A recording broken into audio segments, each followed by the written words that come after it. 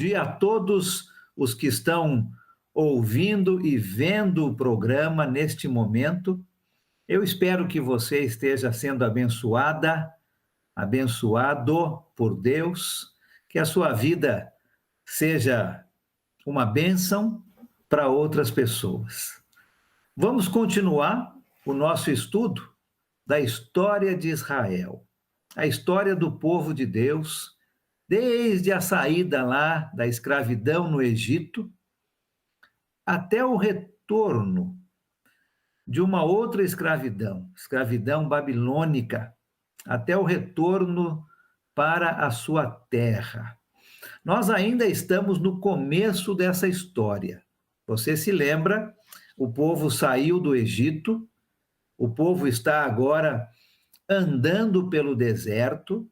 Depois de 3 meses, eles chegam ao Monte Sinai, aonde Deus dá toda a sua lei através de Moisés. Falamos um pouco sobre esta lei quando falamos sobre os 10 mandamentos. Vimos também o tabernáculo, que era aquela tenda móvel, aonde a presença de Deus se encontrava com o povo. E falamos, na última vez agora, sobre os sacerdotes, que eram da tribo de Levi e eram os responsáveis pelo tabernáculo, montar e desmontar, cuidar de todos os utensílios dentro do tabernáculo, realizar os sacrifícios em favor de todo o restante do povo, um grande trabalho. E falamos sobre o sumo sacerdote, que era o chefe dos sacerdotes, e ele é quem entrava dentro do Santo dos Santos, uma vez por ano, para se encontrar com Deus e oferecer um sacrifício. Nós vamos falar um pouquinho sobre isto também hoje. Mas hoje eu quero falar com você sobre as festas sagradas dos judeus. Olha, o povo judeu era um povo muito alegre, era um povo muito festivo, sempre participando de festas, um povo que gostava de cantar, um povo que gostava de se alegrar. E quando nós chegamos na vida de Jesus, nós notamos a mesma coisa com Jesus, não é? Você se lembra no Evangelho de João, no capítulo 2, quando Jesus foi convidado para ir para um casamento, uma festa. Jesus gostava de participar de festas. Muitas vezes vemos Jesus comendo com várias pessoas, participando de banquetes. Jesus era uma pessoa alegre, que gostava de festas. Olha, muitas vezes hoje, os cristãos perderam essa alegria, perderam essa qualidade de serem alegres, de participar de festas.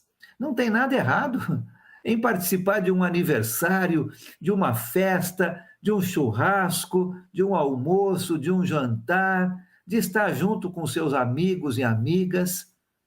Muitas vezes temos a ideia de que o cristianismo proíbe tudo isso. Pelo contrário,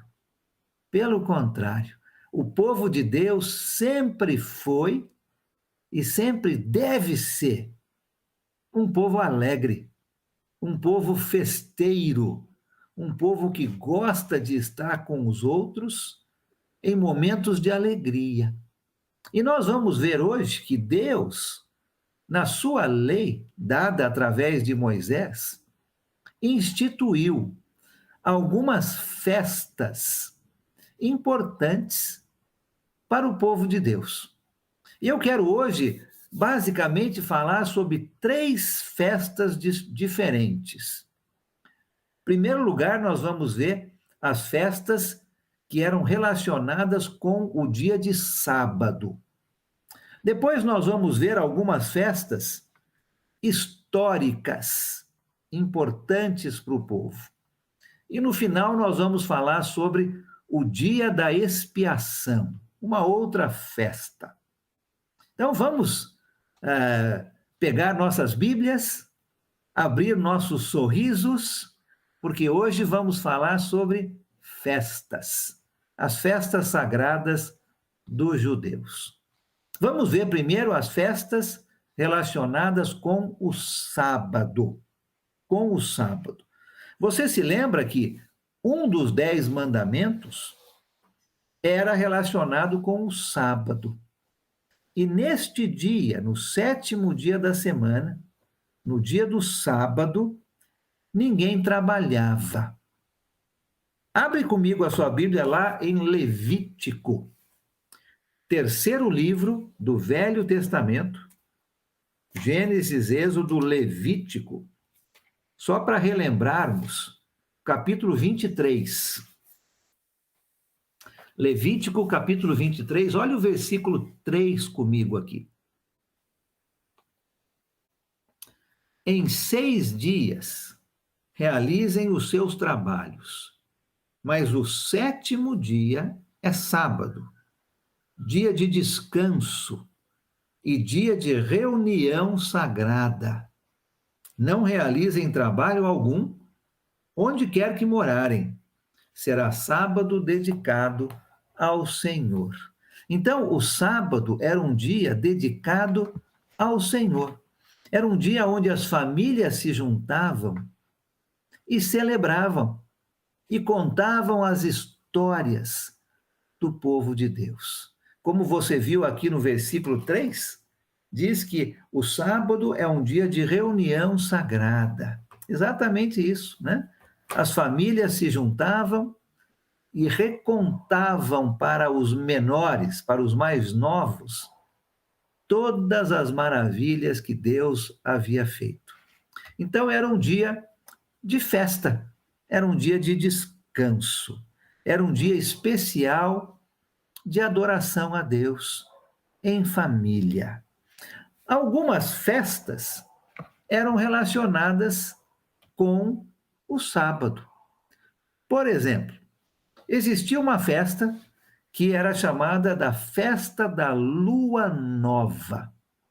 A Festa da Lua Nova. Todos os meses, os judeus celebravam esta festa. Olha comigo o livro de Números, próximo livro. Se você está em Levítico, vai para o próximo livro, Números, vamos ver o capítulo 28. Números 28, a partir do versículo 11. Números 28, a partir do versículo 11. Hoje nós vamos ver bastante passagens no Velho Testamento. Então eu espero que você esteja com a sua Bíblia e que você possa acompanhar com a sua Bíblia todos estes versículos. Essa festa da Lua Nova, Números 28, começando no versículo 11. No primeiro dia de cada mês, apresentem ao Senhor um holocausto, um sacrifício de 2 novilhos, 1 carneiro e 7 cordeiros de 1 ano, todos sem defeito. Todos os meses tinham que fazer isso. Para cada novilho, deverá haver uma oferta de cereal, de 3 jarros da melhor farinha, amassada com óleo. Para o carneiro, uma oferta de cereal de 2 jarros, da melhor farinha amassada com óleo. E para cada cordeiro, uma oferta de cereal de 1 jarro, da melhor farinha amassada com óleo. É um holocausto de aroma agradável, uma oferta dedicada ao Senhor, preparada no fogo. Para cada novilho, deverá haver uma oferta derramada de meio galão de vinho. Para o carneiro, 1 litro. E para cada cordeiro, 1 litro. É o holocausto mensal, que deverá ser oferecido cada lua nova durante o ano. Então, essa festa era ligada com o sábado, a festa da lua nova. Uma vez por mês, todos os meses, os judeus tinham que oferecer este tipo de sacrifício. Existia também uma outra festa, chamada de a Festa das Trombetas, também ligada com o sábado, a Festa das Trombetas. Abre a sua Bíblia comigo, volta lá para o livro de Levítico. Levítico, vamos ver o capítulo 23. Levítico, capítulo 23, versículo 24. Vamos ver o 23 também, tá? 23 e 24. A festa das trombetas. Disse o Senhor a Moisés: diga aos israelitas, no primeiro dia do 7º mês, vocês terão um dia de descanso, uma reunião sagrada, celebrada com toques de trombeta. E o 25, não realizem trabalho algum, mas apresentem ao Senhor uma oferta preparada no fogo. Ligada ao sábado também, a festa das trombetas, no 7º mês, no calendário judaico, era como se fosse o nosso ano novo. O calendário judaico, o 7º mês, para nós seria o nosso ano novo. E o calendário judaico era feito para que o primeiro dia deste 7º mês sempre caísse num sábado. Interessante isso, não é? O novo ano começava com o som das trombetas. E por isso temos essa festa das trombetas. Haviam sacrifícios especiais feitos durante essa festa. Então, no 7º mês, o primeiro dia do mês, como se fosse o ano novo para nós, caía num sábado. A festa das trombetas. Existia também uma outra festa relacionada com o sábado, chamada de a festa do ano de descanso. A festa do ano de descanso. Cada 7º dia e cada 7º mês eram santos, eram sagrados. Já estamos vendo aí a importância, não é, do número 7 para os judeus. O 7º dia era um dia de descanso, um dia especial. O 7º mês era um dia especial, não é? Era um mês especial, o começo do 7º mês, a festa das trombetas, e também cada 7º ano era um ano especial, a festa do ano de descanso. Era um ano de descanso para todo mundo. Já pensou você ter um ano de descanso? Que gostoso seria, né? Para o judeu, o 7º ano era um ano de descanso. E era um ano de bênção especial para os pobres, escravos, as viúvas e os estrangeiros. Um ano importante. No 7º ano, ninguém podia retirar o produto da terra. Era um ano de descanso. Tudo era deixado no campo para os pobres, os estrangeiros, os escravos e o gado. Até mesmo os animais se beneficiavam deste ano de descanso. Olha comigo o livro de Êxodo. Volta lá então para o segundo livro, o livro de Êxodo. Vamos ao capítulo 23. Êxodo capítulo 23, versículos 10 e 11. Êxodo 23, versículos 10 e 11. Diz o seguinte: plantem e colham em sua terra durante 6 anos, mas no 7º deixem-na descansar sem cultivá-la. Assim, os pobres do povo poderão comer o que crescer por si, e o que restar ficará para os animais do campo. Façam o mesmo com suas vinhas e com os seus olivais. Olha que interessante. Um ano, o 7º ano, cada 7º ano, era um ano de descanso. O povo não podia colher o que a terra produzisse. Era para deixar para quem não tivesse, para os pobres, para os estrangeiros, para os escravos e para os animais do campo. Agora você pode estar se perguntando, mas como é que o povo de Deus iria comer no 8º ano, por exemplo, se não houvesse nenhum tipo de colheita no 7º ano? Como é que o povo ia conseguir comer? Porque o que eles colhiam no 6º ano, eles comiam no 7º. Mas aí tinham que plantar de novo no 7º, para colher no 8º. Se eles não podiam fazer nada no campo durante o ano inteiro, como é que eles iriam comer no ano seguinte, no 8º ano?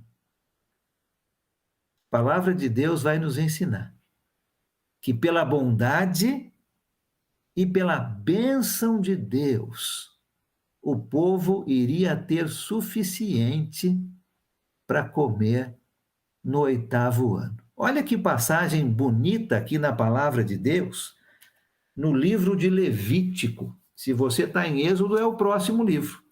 Vai para o capítulo 25 de Levítico. Levítico, capítulo 25, versículos 20 a 22. Deus tomando conta do seu povo, não é? A ordem de Deus durante este ano inteiro, a festa do ano de descanso, era não colher e não plantar nada durante aquele ano. Mas como é que eles iriam comer no ano seguinte?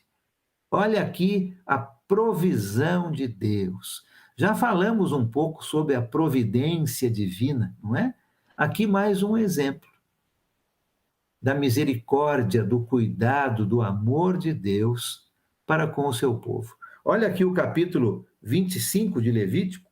Vamos ver os versículos 20 a 22. Falando aqui sobre este ano de descanso. Vocês poderão perguntar: que iremos comer no 7º ano, se não plantarmos, nem fizermos a colheita? Saibam que eu lhes enviarei a minha bênção no 6º ano, e a terra produzirá o suficiente para 3 anos. Quando vocês estiverem plantando no 8º ano, comerão ainda da colheita anterior, e dela continuarão a comer até a colheita do 9º ano. Olha só como Deus estava cuidando do seu povo. No 6º ano, que era o último ano, não é? Que eles poderiam plantar e colher, porque o 7º era este ano de descanso. Então, no 6º ano, Deus abençoaria essas colheitas e eles teriam o suficiente para comer por 3 anos. No 6º ano, no 7º ano e no 8º ano. Porque no 8º ano eles estariam plantando suas colheitas para colherem no 9º ano. Então eles não poderiam plantar nada no 7º ano. Deus abençoava a colheita do 6º ano. Eles tinham suficiente para o 6º ano, para o 7º ano e para o 8º ano. Olha só como Deus cuidava do seu povo. E o povo obedecia. O povo, no 7º ano, confiando em Deus, que teriam suficiente para o 8º ano também, não mexia em suas plantações. Não plantavam nem colhiam. O que a terra produzisse por si só, ficava então para os pobres, para os estrangeiros, para os escravos e para os animais do campo. Deus abençoando o seu povo e o povo obedecendo. Interessante que, neste ano de descanso, no 7º ano, o povo de Deus, num sentido, não descansava. Eles descansavam a terra, mas o povo não ficava de braços cruzados, sem fazer nada, né? A terra descansava, mas eles podiam caçar, eles podiam pescar, eles podiam cuidar das suas abelhas, dos seus rebanhos, cuidar das suas casas, das suas construções. Então, eles não ficavam um ano parados. Eles não podiam trabalhar com a terra. Neste ano também, neste 7º ano, essa festa do ano de descanso, os pobres ficavam livres dos seus empréstimos, cada 7 anos, e os escravos eram libertados. Olha que coisa interessante, não é? Quem fazia um empréstimo, no 7º ano, ficava livre daquele empréstimo. E o escravo ficava livre de ser escravo, cada 7 anos. Deus tomando conta do seu povo, mostrando ao povo que ninguém é dono de ninguém, não é? Tudo pertence ao Senhor Deus. Mais uma festa ligada com o sábado. Nós vamos falar um pouquinho mais sobre isso no dia da expiação.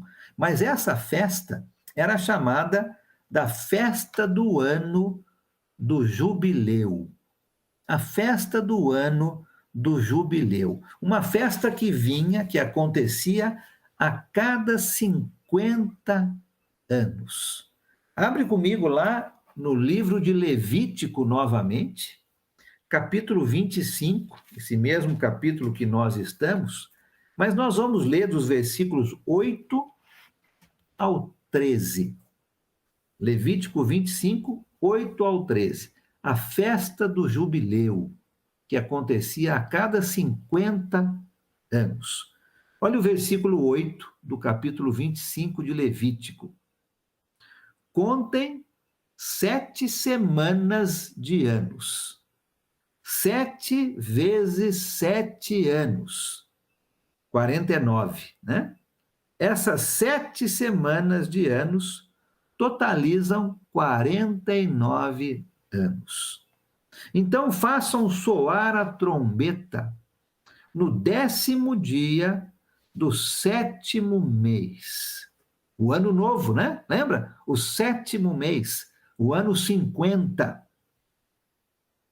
No dia da expiação, façam soar a trombeta por toda a terra de vocês. Consagrem o 50º ano, o ano 50, e proclamem libertação por toda a terra a todos os seus moradores. Este lhe será um ano de jubileu, quando cada um de vocês voltará para a propriedade da sua família e para o seu próprio clã. O 50º ano lhe será jubileu. Não semeiem e não ceifem o que cresce por si mesmo, e não colham das vinhas não podadas. É jubileu, e lhe será santo. Comam apenas o que a terra produzir. Nesse ano do jubileu, cada um de vocês voltará para a sua propriedade. No ano 50, a cada 50 anos, sempre caía num sábado. Sempre caía num sábado também. Era o dia da expiação. Depois dessa cerimônia do dia da expiação, que nós vamos falar um pouco mais tarde hoje, as trombetas soavam novamente, anunciando a libertação dos presos, dos escravos. Neste ano, a terra não era cultivada.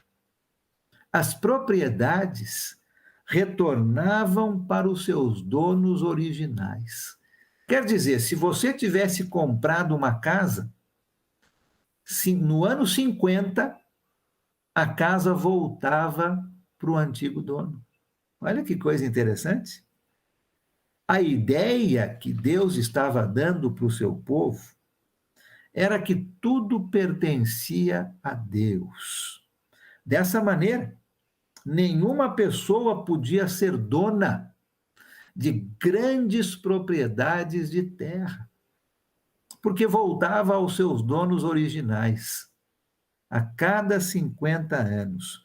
Todos os escravos eram libertados nesse ano do jubileu.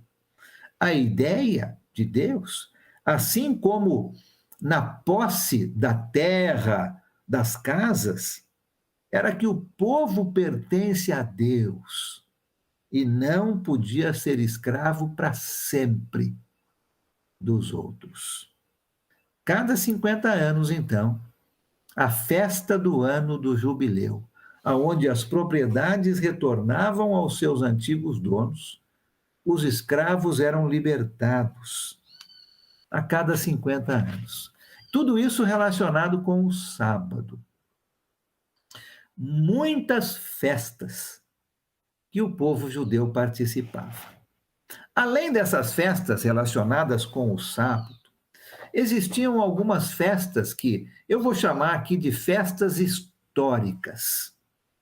E eram basicamente três festas históricas aonde o povo de Deus era ordenado, comandado a comparecer na presença de Deus. 3 vezes por ano, então, todos os homens eram obrigados a comparecer no tabernáculo e mais tarde no templo em Jerusalém, para oferecerem sacrifícios de alegria, sacrifícios como uma festa, alegria nos seus corações. Eram festas históricas, mas festas de alegria, sempre ligadas com alguma coisa no passado, para que eles se lembrassem de como o seu Deus era bom. Olha comigo o livro de Deuteronômio, como um dos exemplos. O 5º livro do Velho Testamento. Deuteronômio, capítulo 16. Vamos ler um versículo somente ali, o versículo 16. Deuteronômio 16, versículo 16. Deus dando a sua lei para o povo, e ele está dizendo: 3 vezes por ano, os seus homens se apresentarão ao Senhor, o seu Deus, no local que ele escolher, por ocasião da festa dos pães sem fermento, primeira festa, da festa das semanas a segunda festa, e da festa das cabanas, a terceira festa. Nenhum deles deverá se apresentar ao Senhor de mãos vazias. Olha o 17. Cada um de vocês trará uma dádiva, conforme as bênçãos recebidas do Senhor, o seu Deus. 3 vezes por ano, então, os homens eram obrigados a se dirigirem até o tabernáculo ou o templo, mais tarde, na época do rei Salomão, para oferecer ao Senhor sacrifícios de alegria, alegria em seus corações. Mais uma vez, né, vemos o povo de Deus sendo alegre, festivo, participando com alegria destas festas. Essas festas, como já falamos, comemoravam 3 eventos históricos na vida do povo de Israel. A primeira delas, a festa dos pães sem fermento, ou a festa da Páscoa. A festa da Páscoa. Esta festa comemorava a libertação do povo do Egito. Já vimos isso. Já vimos o povo de Deus saindo milagrosamente do Egito. E esta festa, então, comemorava a saída milagrosa do povo de Deus do Egito. Comemorava a libertação do povo de Deus da escravidão do Egito. E, de uma certa maneira, o começo da nação de Israel, o começo da nação judaica. Esta festa é ligada lá no final da vida de Jesus, com a sua morte. E é ligada também com a ceia do Senhor, que Jesus instituiu durante esta festa. Todos os anos, o judeu participava da festa da Páscoa, como uma lembrança deles saírem do Egito, serem libertados da escravidão egípcia. E era de todas as festas a mais séria em Israel.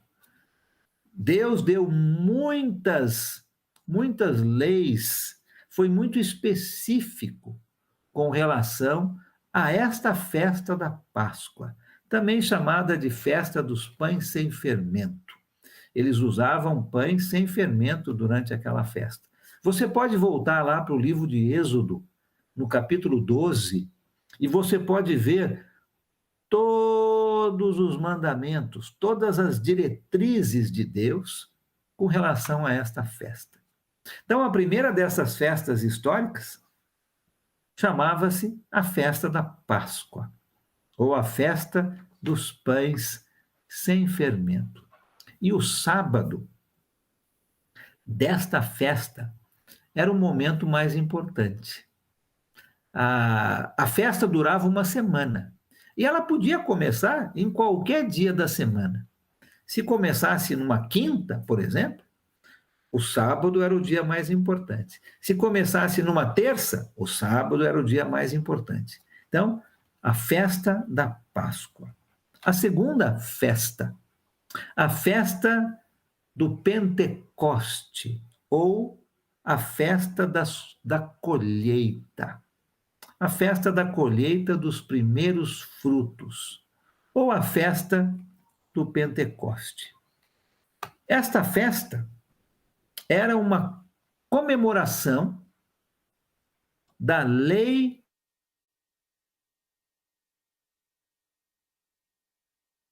da festa. Acontecia lá no início, como essa comemoração, acontecia 50 dias depois da Páscoa, depois do sábado de Páscoa no Egito. Com isso, a data da festa de Pentecoste sempre acontecia 50 dias depois do sábado de Páscoa. Interessante que esta festa, então, acontecia sempre no domingo. Se você contar 50 dias depois do sábado, sempre vai ser domingo. E esta festa acontecia depois da colheita no campo. Era uma festa de gratidão por Deus ter abençoado o povo com a sua colheita, com o que comer. A festa de Pentecoste é importante para os cristãos, porque foi neste dia, lá em Jerusalém, que o Espírito Santo deu o poder aos apóstolos para iniciar a igreja, para iniciar o reino de Deus aqui na terra. Atos capítulo 2 conta essa história. Interessante que a festa de Pentecostes era uma festa para comemorar a colheita. Era a festa da colheita, dos primeiros frutos. E lá em Atos capítulo 2, nesta mesma festa, nesse mesmo dia, nós temos uma colheita de almas. Almas sendo salvas pela pregação do Evangelho. E a igreja do Senhor Jesus começa então com grande poder. No dia dessa festa, a festa da colheita, ou a festa de Pentecoste, uma festa feita para agradecer a Deus pelos primeiros frutos da terra. E a terceira festa histórica que nós temos aqui é chamada Festa dos Tabernáculos, ou Festa das Cabanas. Uma festa para comemorar aquele tempo em que os judeus moravam em tendas no deserto.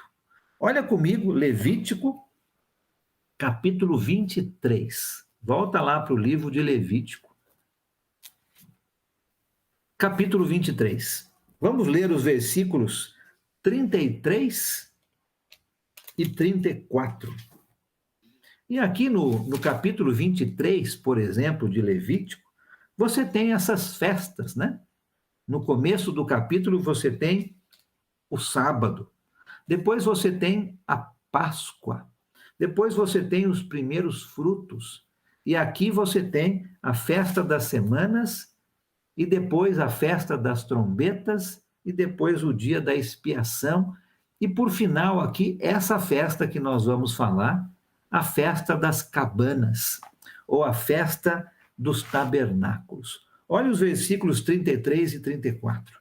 Disse o Senhor a Moisés: diga aos israelitas, no 15º dia deste 7º mês, começa a festa das cabanas do Senhor, que dura 7 dias. Interessante isso, não é? 7 dias eles habitavam em tendas, armavam suas tendas, saíam das suas casas, armavam suas tendas e habitavam dentro de tendas para lembrarem o tempo em que eles moraram em tendas durante o deserto.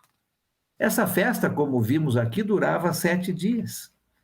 E durante esses 7 dias, eles então moravam em tendas, feitas de galhos de árvore, para lembrarem o tempo em que passaram no deserto. Interessante que os sacrifícios feitos durante essa festa eram maiores do que os sacrifícios feitos em outras festas. Você pode continuar lendo em Levítico capítulo 23, e você então vai ter uma ideia de tudo aquilo que era feito durante essas festas. Então temos as festas históricas, 3 festas: a Páscoa, ou a festa dos pães sem fermento, o Pentecoste, ou a festa dos primeiros frutos, e a festa dos tabernáculos ou das cabanas. Interessante, não é? Que Deus sempre providenciando festas para o povo festejar. O povo de Deus, como eu já falei, sempre foi um povo alegre, um povo festivo, um povo que gostava de cantar, um povo que gostava de estar juntos, celebrando as bênçãos de Deus. Nós precisamos ser assim. Nós esquecemos, por alguma razão, que o cristão, a cristã é uma pessoa feliz. Nós achamos que o cristão é aquela pessoa de braço cruzado, com um semblante sempre sério, não pode dar risada, não pode participar de nenhuma festa. Da onde nós tiramos essa ideia? Pelo contrário, o povo de Deus, nós hoje, devemos ser alegres, agradecidos pelas bênçãos de Deus. Jesus era assim. E nós precisamos aprender a sermos um povo alegre, festivo, agradecidos pelas bênçãos de Deus. Vamos falar de mais uma das festas que o povo participava, que era chamada de a festa da expiação. A festa da expiação. Todos os anos acontecia este tipo de festa, a festa da expiação. Era uma festa de jejum. Era uma festa onde o povo se humilhava no sentido de entender que dependia totalmente de Deus. O livro de Levítico, no capítulo 16, nos conta sobre esta festa, a festa da expiação. Você pode ler o capítulo 16 de Levítico, nós não vamos ler esse texto inteiro, mas você pode ler depois e entender bem sobre esta festa. Esta festa acontecia 5 dias depois da festa dos tabernáculos, da festa das cabanas. Todos os anos acontecia esta festa do dia da expiação. Ninguém podia trabalhar neste dia. E a festa era uma festa de perdão dos pecados. O povo entendia os seus pecados perante Deus, se humilhava na presença de Deus, por causa dos pecados acometidos durante todo aquele ano.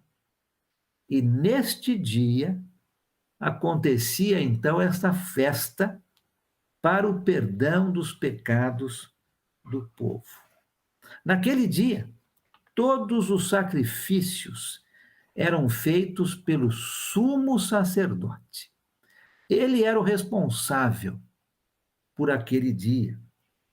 Em primeiro lugar, ele fazia um sacrifício por ele mesmo e por sua família, pelos pecados que ele cometeu e pelos pecados que a sua família cometeu. O sumo sacerdote, você se lembra, ele representava Deus diante do povo. Ele era aquele elo de ligação entre Deus e o povo. Mas mesmo assim, ele era um pecador. Ele tinha pecados. E esses pecados precisavam ser perdoados. Então, nesta festa, chamada de o Dia da Expiação, os pecados do povo inteiro eram perdoados. Primeiro, o sumo sacerdote oferecia um sacrifício por ele e por sua família. Depois, o sumo sacerdote, então, pegava dois bodes. Um deles, ele sacrificava no altar. Aquele altar que ficava no átrio, você se lembra? O sumo sacerdote, então, pegava um dos bodes, sacrificava este bode no altar, pegava um pouco do sangue deste bode, entrava dentro do Santo dos Santos e jogava, não é? Aspergia aquele sangue em frente da Arca da Aliança. Isto representava o perdão, não é? Dos pecados do povo. Depois, o sumo sacerdote pegava aquele outro bode, colocava as suas mãos em cima da cabeça do bode, confessava os pecados de todo o povo, e era como se ele estivesse transferindo os pecados do povo para aquele bode. O animal, então, era levado para fora do acampamento, no deserto, e era solto, levando com ele, de uma maneira simbólica, os pecados do povo cometidos durante todo aquele ano. Olha que interessante. Uma vez por ano, então, o sumo sacerdote era o responsável por essa festa, a festa do dia da expiação. Ele, então, sacrificava em primeiro lugar um animal por ele e por sua família, depois pegava um dos bodes, sacrificava aquele bode, entrava no Santo dos Santos, aspergia o sangue do bode em frente à Arca da Aliança, saía de lá e soltava o outro bode no deserto. Tudo isto simbolizava o perdão dos pecados do povo. Agora, quando nós chegamos no Novo Testamento, a carta aos Hebreus nos ensina muito sobre Jesus e o perdão dos pecados. Se você for para os capítulos 9 e 10 do livro de Hebreus, eu quero ler alguns versículos lá. Abre então a sua Bíblia comigo, lá agora no Novo Testamento, Hebreus capítulo 9. Hebreus capítulo 9 e capítulo 10, então, fazem uma comparação com o que Cristo realizou por nós e o que acontecia naquele dia da expiação. Olha Hebreus capítulo 9, vamos ler os versículos 11 e 12. O autor deste livro diz o seguinte, versículo 11: quando Cristo veio como sumo sacerdote, está vendo? O sumo sacerdote podia fazer aquilo. Jesus é o nosso sumo sacerdote. Quando Cristo veio como sumo sacerdote, dos benefícios agora presentes, ele adentrou o maior e mais perfeito tabernáculo. O sumo sacerdote no Velho Testamento entrava dentro do Santo dos Santos. Jesus, como nosso sumo sacerdote, entra no maior e mais perfeito tabernáculo, não feito pelo homem, isto é, não pertencente a esta criação. Versículo 12. Não por meio do sangue de bodes e de novilhos. Lembra o que o sumo sacerdote fazia? Mas pelo seu próprio sangue. Ele entrou no lugar santíssimo, o Santo dos Santos, de uma vez por todas, e obteve eterna redenção. Olha o que o autor de Hebreus está dizendo. Naquela época, durante o Velho Testamento, a Velha Aliança, o sumo sacerdote entrava uma vez por ano dentro do Santo dos Santos, aspergia o sangue do animal, soltava o outro como um símbolo do perdão dos pecados. Quando Jesus veio, através do seu próprio sangue, quando ele morreu na cruz, ele, de uma forma simbólica, entrou no Santo dos Santos e fez a expiação pelos nossos pecados. Olha também o capítulo 9,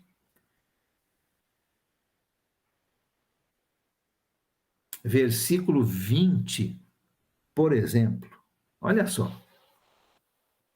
Vamos ler um pouquinho mais para baixo? Vamos ler dos 23 até o 28, para terminar o capítulo 9. Presta atenção aqui nessa leitura, Hebreus 9, 23 a 28. Portanto, era necessário que as cópias das coisas que estão nos céus fossem purificadas com esses sacrifícios, mas as próprias coisas celestiais com sacrifícios superiores. Pois Cristo não entrou em santuário feito por homens, uma simples representação do verdadeiro. Ele entrou nos céus, para agora se apresentar diante de Deus em nosso favor. Assim como o sumo sacerdote se apresentava diante de Deus em favor do povo, Jesus Cristo agora se apresentou diante de Deus em favor de todos nós. Versículo 25. Não, porém, para se oferecer repetidas vezes, a semelhança do sumo sacerdote que entra no lugar santíssimo todos os anos com sangue alheio. Se assim fosse, Cristo precisaria sofrer muitas vezes, desde o começo do mundo. Mas agora, ele apareceu uma vez por todas, no fim dos tempos, para aniquilar o pecado, mediante o sacrifício de si mesmo. Da mesma forma, como o homem está destinado a morrer uma só vez e depois disso enfrentar o juízo, assim também Cristo foi oferecido em sacrifício uma única vez, para tirar os pecados de muitos. E aparecerá segunda vez, não para tirar o pecado, mas para trazer salvação aos que o aguardam. Que passagem maravilhosa lá no livro de Hebreus. O dia da expiação era uma festa sagrada do povo judeu. Uma vez por ano, o sumo sacerdote, então, fazia essa expiação, simbolicamente tirando o pecado do povo. Ele entrava no Santo dos Santos, aspergia o sangue de bode e soltava o outro bode. Todos os anos ele tinha que fazer isso. Jesus, quando morreu na cruz, uma vez só, ofereceu o seu sangue. E ele entrou no Santo dos Santos, na presença de Deus, e ofereceu este sangue que tira os pecados do mundo. Lembra quando João Batista viu Jesus e disse: Eis o Cordeiro de Deus que tira o pecado do mundo? Jesus fez isso na sua morte. Entrou no Santo dos Santos, na presença de Deus, e ofereceu o seu sangue. E este sangue retira os nossos pecados. Não precisa fazer isso todos os anos. Uma vez só foi o suficiente, o sacrifício de Jesus. A festa sagrada dos judeus, ou as festas sagradas dos judeus, ligadas com o sábado, as festas históricas, Páscoa, Pentecoste e Festa das Cabanas, e a festa do dia da expiação. O povo judeu era um povo alegre, festivo. O povo de Deus hoje precisa ser um povo alegre, festivo. Nós temos que comemorar o perdão dos nossos pecados. Jesus morreu e o seu sangue perdoa os nossos pecados. Jesus se ofereceu, não com sangue alheio, como diz lá em Hebreus, mas com seu próprio sangue, na presença de Deus, e ofereceu o seu sangue como uma oferta para libertar os nossos pecados. E nós temos que festejar, nós temos que ser alegres por causa disso. Temos os pecados perdoados pelo sangue de Jesus. Eu espero que você que está ouvindo e vendo este programa neste momento, eu espero que você seja uma pessoa agradecida, agradecido, alegre, porque Jesus já se sacrificou em seu favor. Agora, se você ainda não obedeceu a Jesus, o sacrifício de Jesus foi feito, mas você ainda não se aproveitou dele. Jesus ainda não está perdoando os seus pecados. Ele já fez, não precisa fazer de novo. Agora é a sua parte. Obedeça aos mandamentos de Jesus. Seja batizado nas águas. Receba o perdão dos seus pecados. Receba o Espírito Santo habitando em você. E seja uma pessoa agradecida, alegre. Se você já obedeceu, se você já desceu as águas, já foi imersa nas águas do batismo, você já recebeu o perdão dos seus pecados. Já tem o Espírito Santo habitando em você.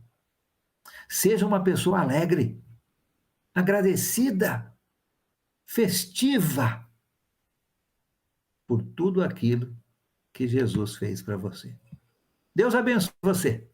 Que você tenha um dia muito alegre, muito abençoado por Deus. Ele é o nosso Pai, Deus fiel. Deus fiel.